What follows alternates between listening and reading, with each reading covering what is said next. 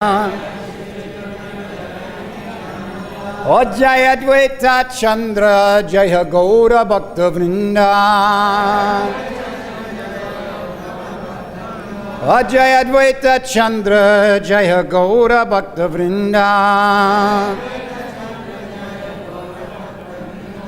Jaya Jaya Sri Chaitanya Jaya Nityananda. Jaya Jaya Sri Chaitanya Jaya Nityananda. Jaya Advaita Chandra Jaya Gaura Bhakta Vrinda. Jaya Advaita Chandra Jaya Gaura Bhakta Vrinda. Hare Krishna.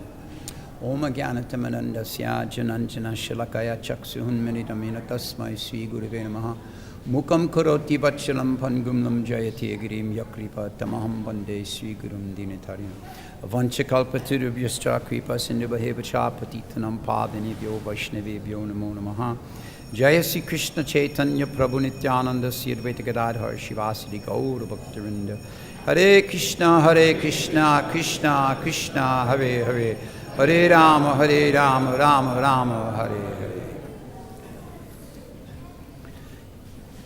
It's quite intimidating sitting up here in front of such an august assembly of Vaishnavas, especially so many that are my senior. But, Prabhupada would sometimes do that when he was present with us. He would turn to a devotee and say, okay, now you give the class. Huh? What? Who, me?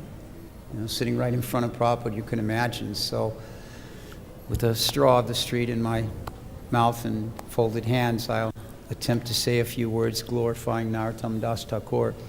I will admit to being enthusiastic to do so because the Vaishnavacharyas, this is a subject that's near and dear to me. And of all the Vaishnavacharyas, the first Vaishnavacharya biographies I started with was Narottama Das Thakur some 25-something years ago.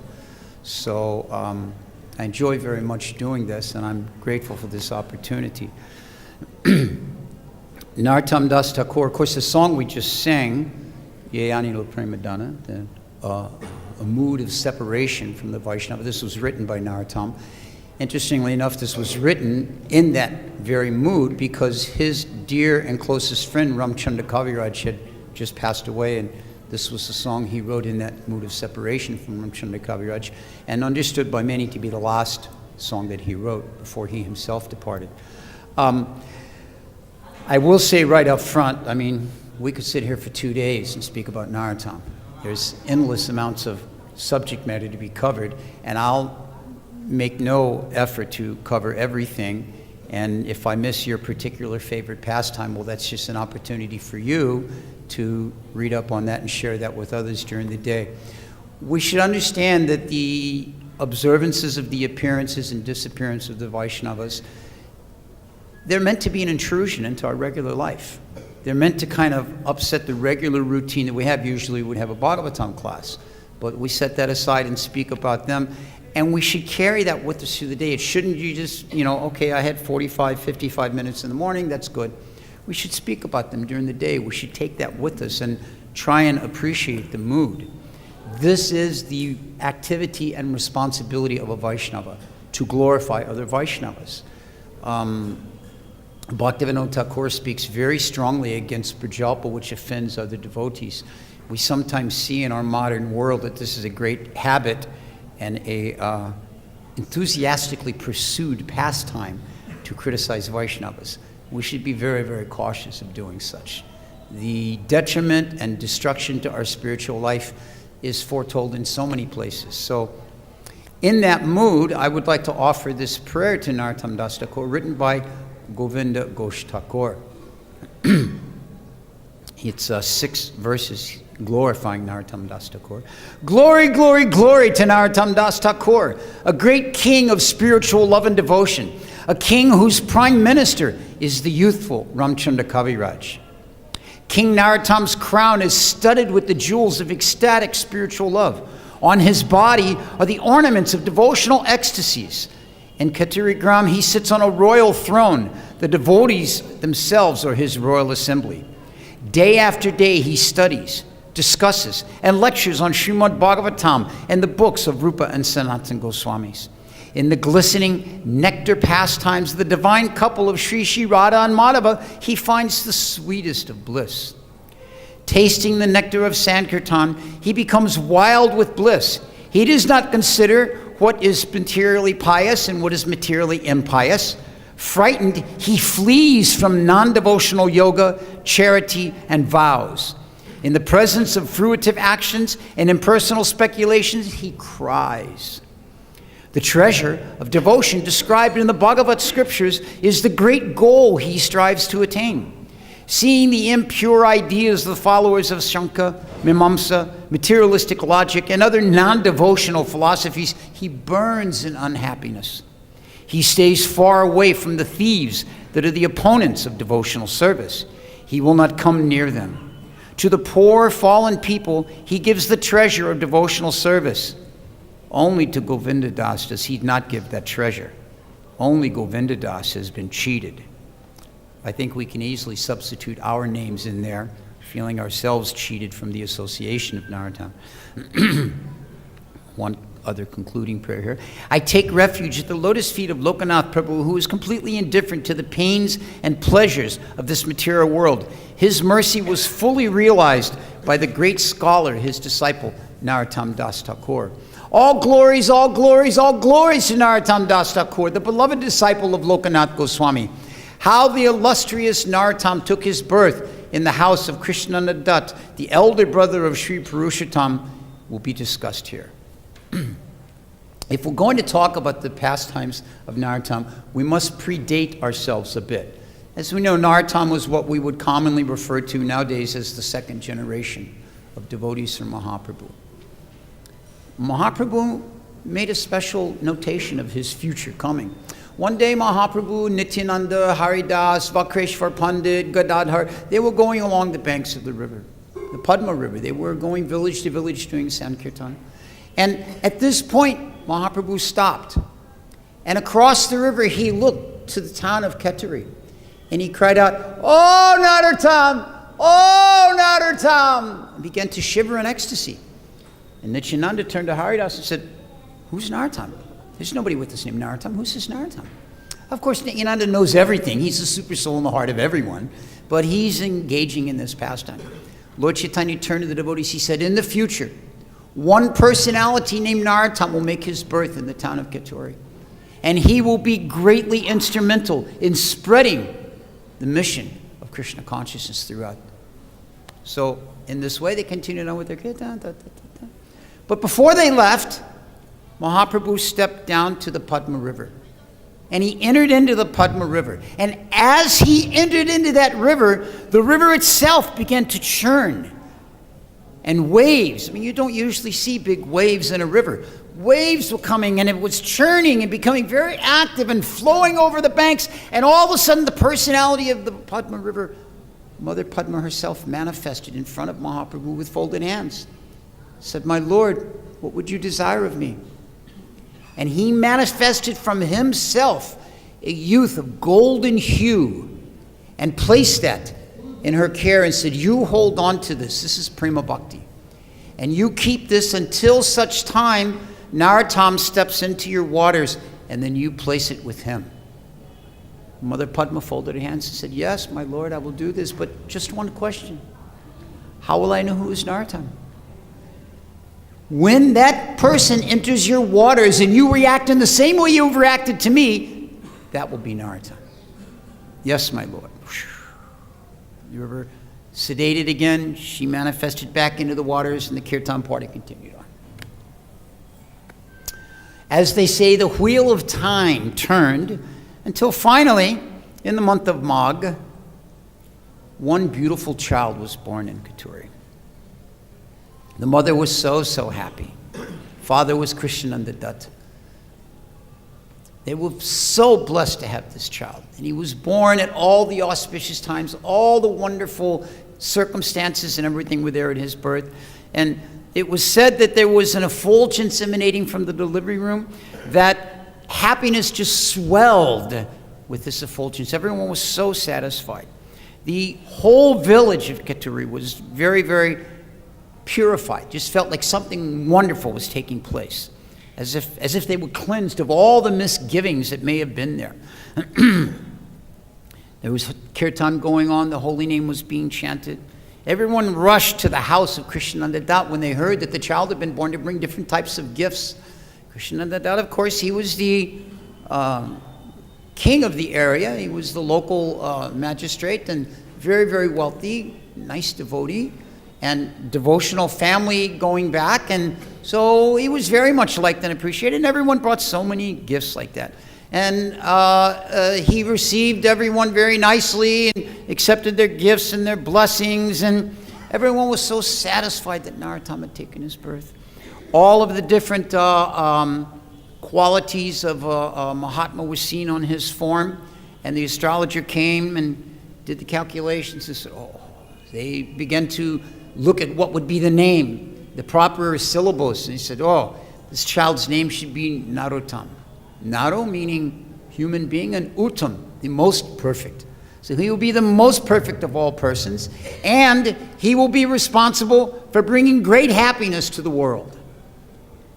Of course, the parents didn't exactly at the time knew what that meant, but they were so satisfied. Krishnananda Dat gave great charity to everyone, and in this way, Narottama became the most valuable jewel of the entire village. Everyone loved him so much.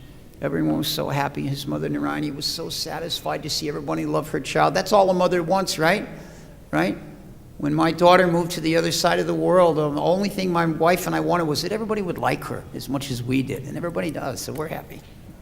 But this is the desire of the mother. So Mother Narayani was so happy that everyone loved her child, and her joy knew no bounds. And constantly she looked upon the jewel-like face of her son, and she was so grateful for his good fortune, and all of these wonderful, auspicious things were there.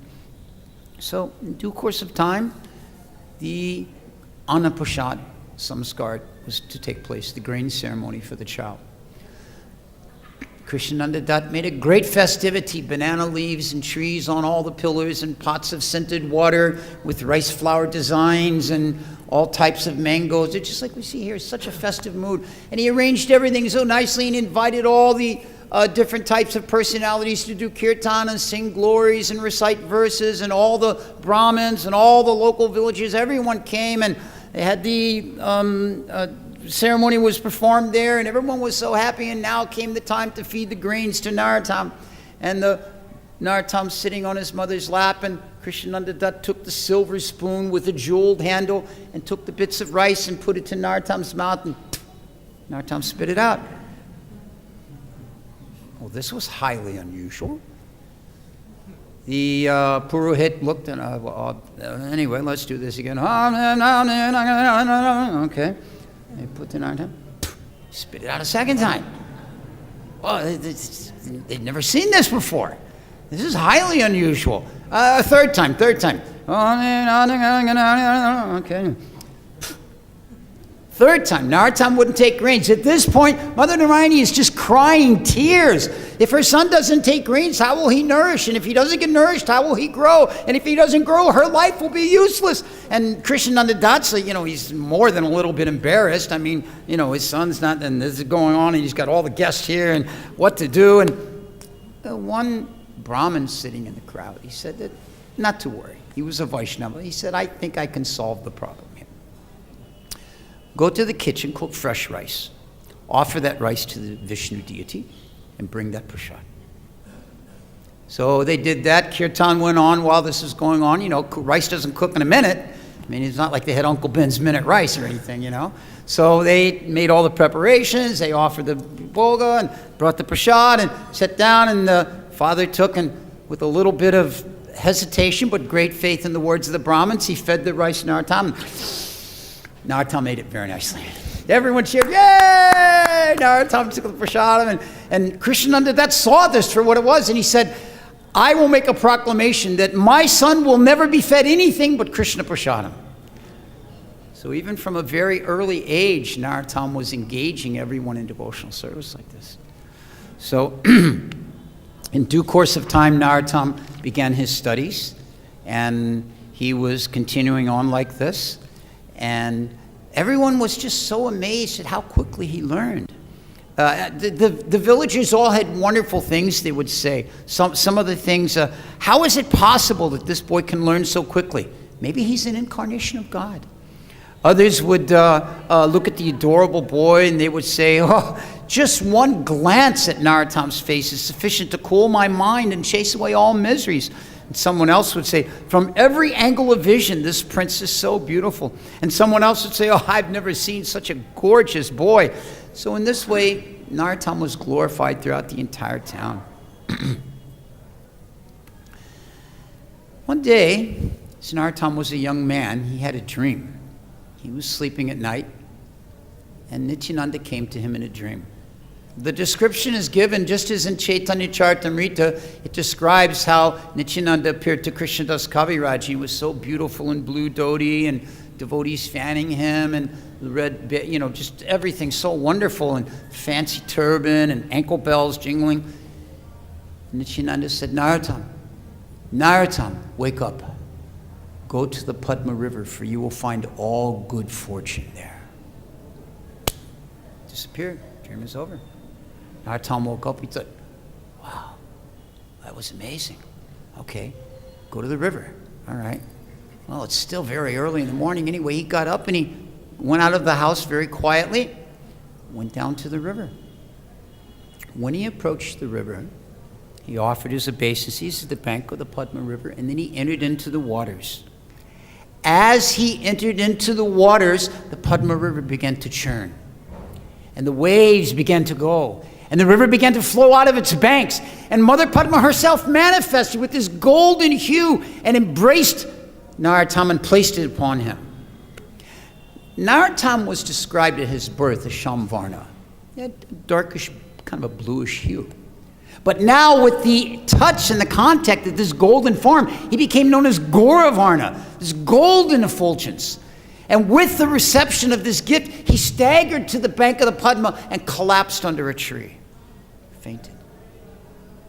Meanwhile, back at the house, so the family wakes up. Krishnananda Dutt gets up, does his morning duties, goes on like this, and then Mother Narayani gets up, and they notice Narottama hasn't gotten up yet. Okay, he's sleeping in a little bit. He's a young boy, let him sleep, no big deal. So the morning comes along, and still Narottama hasn't gotten. So Mother goes to the door, knocks on the door. Naro, time to get up. Naro. So she opens the door and looks in. Narottama's gone. Narottam, where's my Narottam? She runs into the Krishnananda. Where's Narottama? He's not here. What? Narottam's not there? They begin to look all around the house. Maybe he's hiding. They look in the closets here and there. They call the guards and they look all around, and they're in a complete panic. Narottam's nowhere to be found. What could have happened? It's early in the morning. He couldn't have gone anywhere. Gather the guards. And Krishnananda sends them out. Look in all the 10 directions. Find my son. So the guards go out and look in this way, and in due course of time they return. No one has seen anything. But one guard hasn't come back, and he returns a bit later. He says, I saw one boy that kind of looked like Narottama, but not really so much. He was on the banks of the Padma. Take us there immediately, Krishnananda says. So Narayani and Krishnananda, they go with the guards, and they go, and a mother, you can't fool a mother, right, ladies? You know your son when you see them. She says, no, my son. And she ran over to him, and she sees, and he's completely unconscious. He's got this golden hue. He doesn't look the same. And she takes him on her lap, and she's hugging him, and tears are falling from her face onto his face. And this wakes him up, and he comes to consciousness. Narada, what happened? He has no words to explain what has overcome him, except that he has now got this intense love in his heart for Lord Chaitanya, which is manifested in full depth. He doesn't have any idea how to express this to his mother and father, so he just, I came to the river, I fell in, and I became a little, I'm okay. Krishnananda picks him up, they carry him back to the house, they put him in the bed, and, all the time he's experiencing all the full symptoms of love of God, in and out, coming and going. The mother and father are so worried, they call the local soothsayer, the Muslim doctor, and he looks at him and says, oh, he's inhabited by some ghost. We have to do this, that, and the other. Narottama dismisses all of them. Oh, I'm fine. Leave me alone. Anyway, the incident passes. Narottama's education continues. And mother and father begin to talk one day. He said, Naro's a fine young man now. We've educated him. It's time for him to be married. We should think of a suitable wife for him. So, they begin to, he says, I'm going to eventually give up my kingly duties, and someone's going to have to take over. Naro is the prince. So we should begin to think who will be a suitable bride for him. In the meantime, Narottama is experiencing this love of God that he just is trying to come to terms with and not fully understanding it. And he hears his mother and father talking about marrying him, and he has absolutely no interest in material life or pursuit of anything like this, and doesn't want anything to do with it. And, he's completely apathetic to anything to do with the court and the kingdom and the palace, and he's just not interested. So, they decide that, our son is beginning to manifest some very renounced, qualities. He might just run off. We have to put a guard on him. So they arrange for one guard to always be there. He's not like a guard, but, he's kind of like, oh, I'm your friend, but he's really got his eye on him. So, in this way, he's trapped in his home. And it says that he considered his home to be no greater than a prison. No greater than a prison. So every day he would plead and beg and really try to, understand a way to get the Lord's mercy. His body would become covered with the dust from rolling around on the ground and raising his arms and begging, Gauranga Nitai Advaita! Gauranga Nitai Advaita! His mother and father were completely confused by this. All he would plead is, Gauranga, save me from this hell. He didn't consider this to be anything. In the meantime, Gauranga's, glories are spreading everywhere. There was one old Brahmin that lived in Katur. His name was Krishna Das. And Krishna Das was a genuine servant of Mahaprabhu. He knew all of Mahaprabhu's Navadvip Leela pastimes. And because he was very powerful as a Brahmin, he was never checked. And so he had complete free range to come and go. And he would come regularly to the home of Krishnananda Dat and visit with Narottama. And Narottama welcomed him very much. Narottama was well-trained, and he would respect him, touch his feet, give him garland, give him a place to sit. And then he would eagerly inquire, because he knew he was a devotee of Chaitanya, please, tell me the pastimes of Mahaprabhu. Please, tell me what you know. So in this way, Krishna Das would narrate the pastimes of the Lord in all three parts. He would glorify the transcendental activities of Nityananda and Advaita with Mahaprabhu. He would tell how the wood would change and the stone would melt just by hearing the singing of the Lord. He explained about the life histories of Gadadhar and Srinivas and Vakreshwar Pandit and Murari Gupta and Kashishwar and Lokanath and all these different personalities, Sanatan Rupa. And he explained all of this to Narottama. And Narottama, as he heard this, it was like he was a completely thirsty man drinking at water for the very first time. And he was just so satisfied, so happy. He just couldn't realize his great fortune. He was so wonderful. And he just wished if there was some way I could leave this body which is trapped and imprisoned here. Now, during this time, Krishna Das began to explain very deeply the qualities of one person, Srinivas. Now, most of us, when we think of Srinivas, Narottama, and Shyamananda, we think they're all through the same age. Actually, Srinivas was considerably older than the other two. Shyamananda and Narottama were very close in age, but Srinivas was, I think, like 18 years, 20 years older. So he was already a well-known personality. So Krishna Das would tell all about the qualities, the activities, and the life story of Srinivas. And with this, within the heart of Narottama, developed this great affection for Srinivas, to become associated with Srinivas. So it mentions that he was floating in an ocean of tears in separation from Srinivas and constantly questioning, when will I get the company of Srinivas? When will I get his company? So he continued to daily listen to the stories from Krishnananda, these wonderful pastimes of Mahaprabhu and the Lord. Sometimes his mind would be so disturbed he couldn't sleep, he wouldn't eat, his mother and father becoming increasingly difficult, and increasingly he's feeling tortured. He's actually feeling himself in a tortured condition. So one day he has another dream. This is his second dream. He fell asleep at night, and in this dream, Lord Gauranga appeared before him.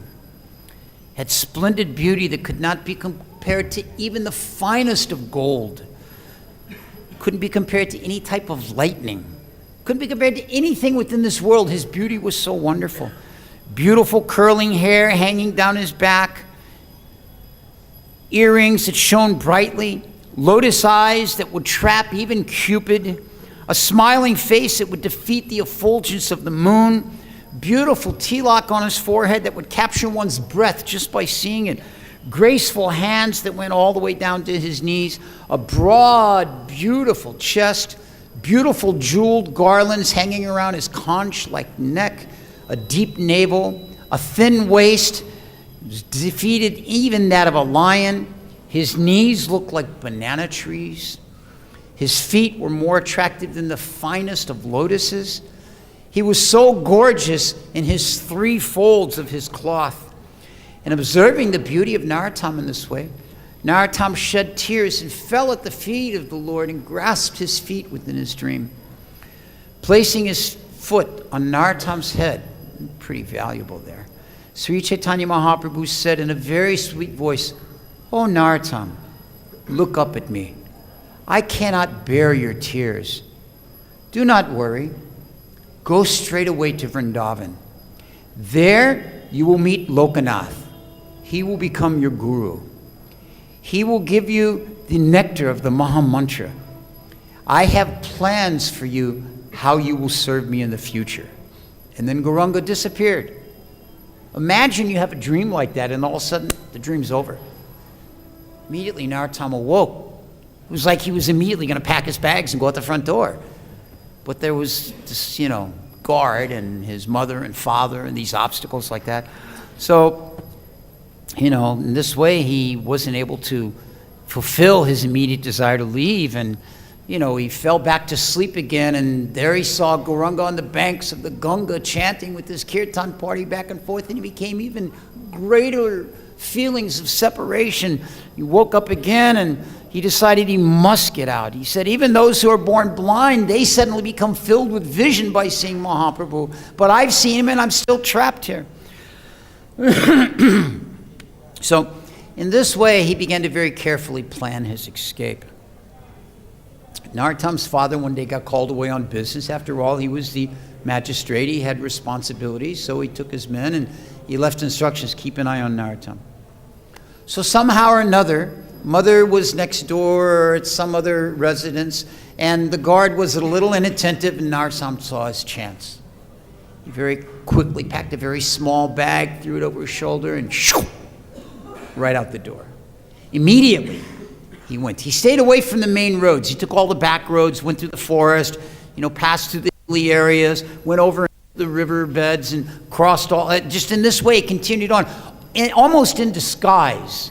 Of course, he was disguised because he was rolling on the ground in ecstasy, covered in dirt. He was wearing simple cloth. He left all his opulent princely attire back at the house, turban wrapped around his head so nobody'd recognize him, and just going in this way, passing here, passing there. And people would see him, and they would think he was just, this boy is so beautiful. What is he doing wandering around like this? Please, come to our house.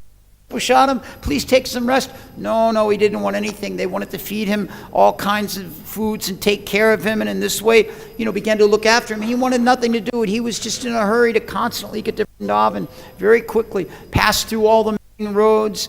It just describes who can understand how sincere Narottama's desire was that he wanted to get to Vrindavan. Everyone, when they would see him, they would say so many wonderful things. Oh, look at this boy. Even the golden champak flower is ashamed to be in the presence of this boy's face. Another one would say, look how long his hands are and how broad his chest is. And someone else would say, oh, who are the fortunate parents of this extraordinary boy with such beautiful feet? And someone else would say, oh, he cannot be an ordinary human being. He must be a demigod or the son of a very wonderful king. Another person would say, alas, how sad it is that such a young boy as this is apathetic towards family life and wandering about in this way. Someone else would say, oh, how is it that his parents can even live with his separation? Someone else would call out, oh, fie to Providence! Have they no mercy for this boy that he's been dragged away from his family at such a young age? So in this way, everyone could tell that there was something not particularly right about this scenario, but Narottama continued on. He would not stay with anyone. He was smearing his body constantly in the dust of the ground and just desiring with great anticipation to get to the holy places. At last he arrived in Vrindavan. This is a nice thing for us to know. Many of you reside here, and I take your dust on my head, but for those of us that are coming, it's a nice mood to appreciate how he entered into Vrindavan. First of all, he went to Vishramghat in Mathura, and there he bathed in Jamuna and then took some little rest. In the solitude of the night, he then began a kirtan there of his own. At that time, one Vaishnava resident in Mathura came there carrying many different articles of Krishna Prasadam and very affectionately fed Narottama. Narottama asked him about the well-being of Braja, who all the different residents are. He asked him, how are the different Goswamis and how is this one and that one? Of course, with it describes a pierced heart filled with pain. The Brahmin had to inform him that Raghunath, Kashishwar, Rupa, Sanatan, they had all disappeared. They were no longer to be found in Vrindavan. Upon hearing this news, Narottama immediately fell to the ground, crying such pitiful tears of separation, rolling in the dust mixed with his tears, covering his body in that mud. He couldn't believe his great misfortune that he's come to Vrindavan. He will not get the association of these wonderful devotees. Striking his head, he called out, "Oh Kashishwar Pandit, oh Bhatta Raghunath, oh Rup Goswami, oh Sanatan Goswami." These tears continued to stream from his eyes, and this poor Brahmin took him on his lap and tried to console him. And they spent the night there discussing different topics of Krishna consciousness, pastimes of the Lord. Narottama now has his third dream. Late into the night, Narottama has a dream. And in that dream, Rupa, Sanatan, Kashishwar, Raghunath, they appear before him. Narottama falls at their feet, taking the dust of their feet on his head. He pleads with them, and they each reach down and pull him to their chest and embrace him. As they embrace him, they soak him with their own tears. In this way, they speak very nicely to Narottama, some of which, amazingly, the Brahmin could hear being said. How incredible is that? You're having a dream, and the person there next to you hears the people in your dream talking to you. This only happens in the spiritual realm. This is not material. So Narottama couldn't tolerate the disappearance of these individuals. He prayed to them, "Please be kind to me. Please give me your mercy." They encouraged him. They said, "Just continue to Vrindavan. All good fortune awaits you there. You have our full blessings." So then they disappeared. Narottama woke up. He pleaded to the Brahmin associate, "You must let me go. I must hurry to Vrindavan. I must go to Vrindavan." Narottama began to consider this and, "Please, just let me go. I'm dying to see the feet of the remaining Goswamis. Be merciful and help me fulfill my desires." So this Brahmin, he accompanied Narottama to the outskirts of Mathura. Of course, not the Mathura we know now. We were just there a couple of days ago, and it's quite a bustling metropolis, but a different Mathura that they were in then. So he accompanied until he could walk no further to the outskirts there. And he watched as Narottama continued off into the horizon, disappearing as he went towards Vrindavan. Narottama began to think as he approached Vrindavan, Chaitanya Mahaprabhu has brought such a low and unqualified person as myself here to the sacred land of Vrindavan.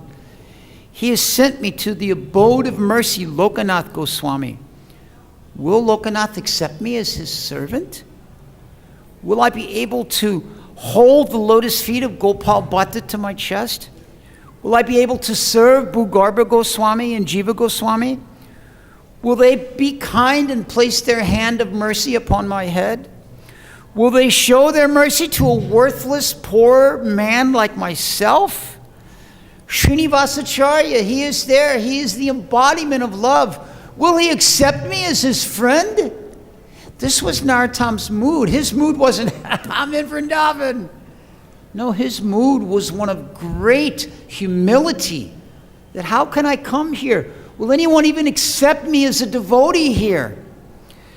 So as he thought in this way, his eyes filled with tears, and he cried greater and greater amounts of tears. And finally, he was so racked with this feeling he couldn't walk any further. So as night approached, he came to the outskirts of Vrindavan.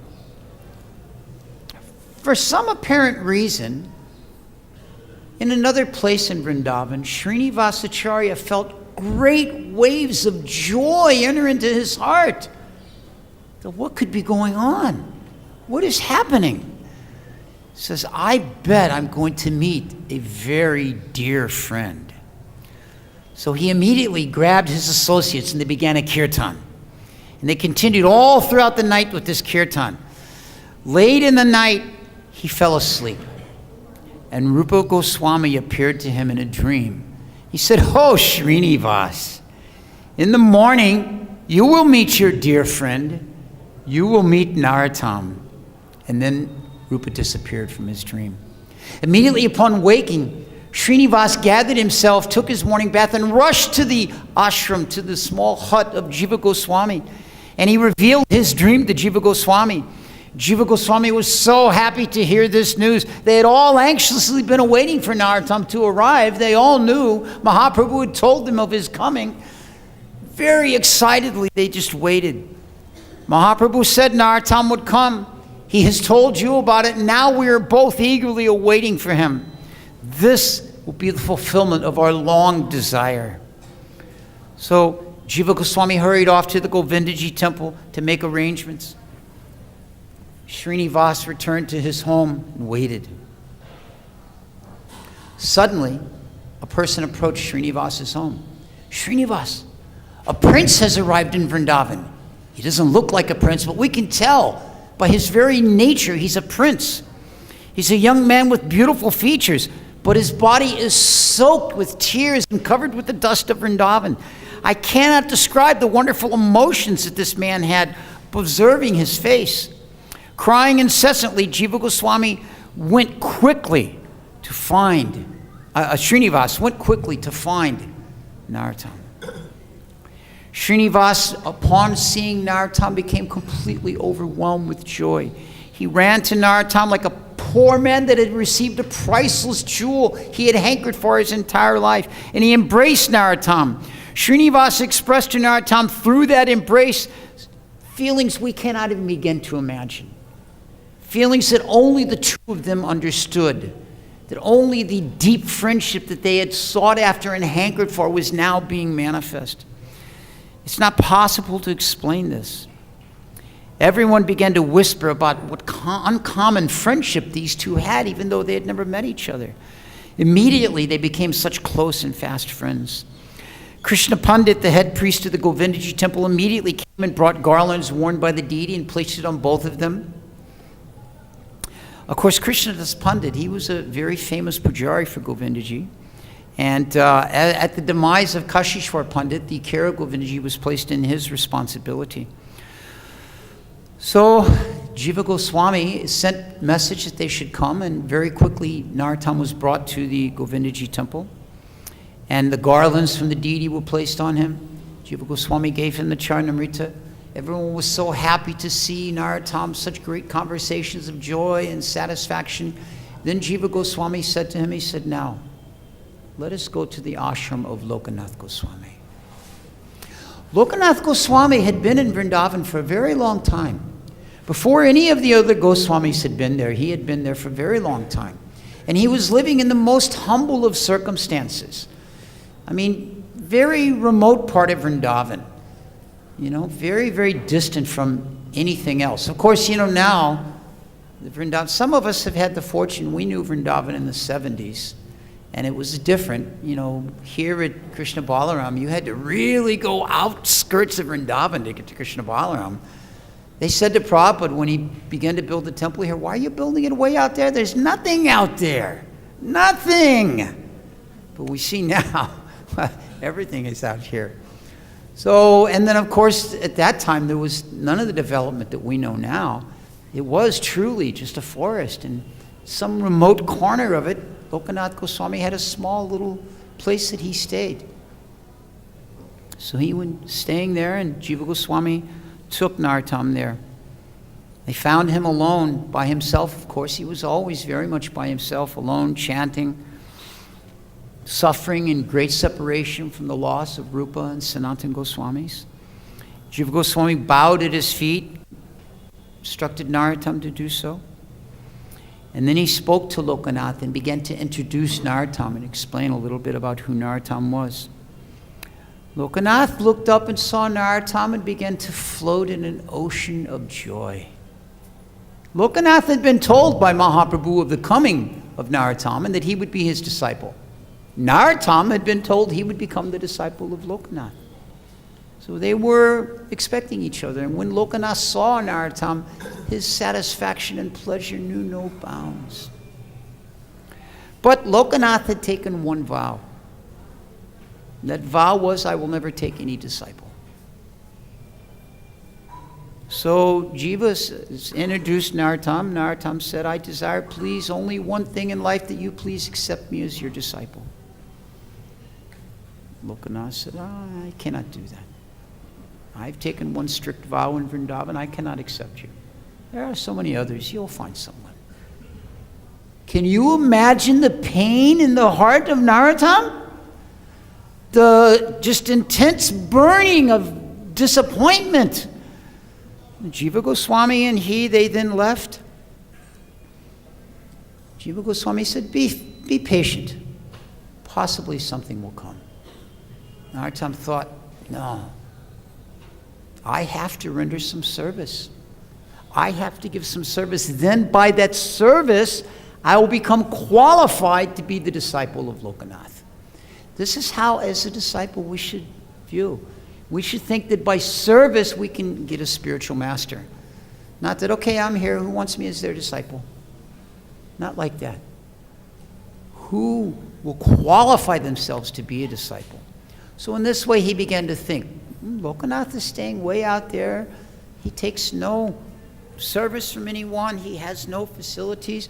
But he noticed that Lokanath, his ashram was here, but he would go a bit distant over there to take care of nature's business. That business we don't discuss in polite company, but that we all have to deal with. We all have this funky material body. So even, if you manifest a form in this world, even if it's a divine form for the Leela of the Lord, that happens. So in this way, he would go to that place and do his business. And then Narottama would come along. He got himself a little bucket of water and a little straw broom, and he would go there. And after Narottama finished his business, he'd sweep everything down, put some cow dung down around, clean it all down, wash it all down, make it all nice and neat. Okay, and he would go. And Lokanath was an old man. He was quite elderly, a little bit, becoming disabled, so to speak. But he wasn't a fool. 2-3 days of this, he notices, I come here every day and this place is getting cleaned. Somebody is rendering service to me. I have taken a vow not to accept service. Who is doing this? So one morning he went there and he took care of business, and then he went down the path but quickly darted behind a bush and waited. Narottama came along, Hare Krishna, Krishna Krishna, Hare Hare, Hare Rama, Rama Rama, Hare Hare, Hare Bo. He was so happy. He was so happy. He was doing the service for his guru. And immediately Lokanath jumped out. Aha! I caught you. I told you not to give me any service. I could not accept you as my disciple. What do you think you're doing? Narottam folded his hands and he bowed his head. He said, "Oh Goswami," he said, "just as a young girl fixes her mind on one man to be her husband and cannot be dissuaded in any way, I have fixed my mind on your lotus feet as my spiritual master, and I will not give that desire up." All right, anyway, you can continue the service, but don't think this is going to lead to anything. So one morning, Narottam finished his little service. Lokanath called him and said, "Naro, the strength of your vow, you have broken my vow. I will be honored to accept you as my disciple." So in this way, Jiva Goswami arranged big festival, initiation. Everything took place. Lokanath Goswami gave the holy name to Narottam, and in this way he satisfied his deep desire. Regularly he would take care of, bringing bath water and cleaning the area for Lokanath like that.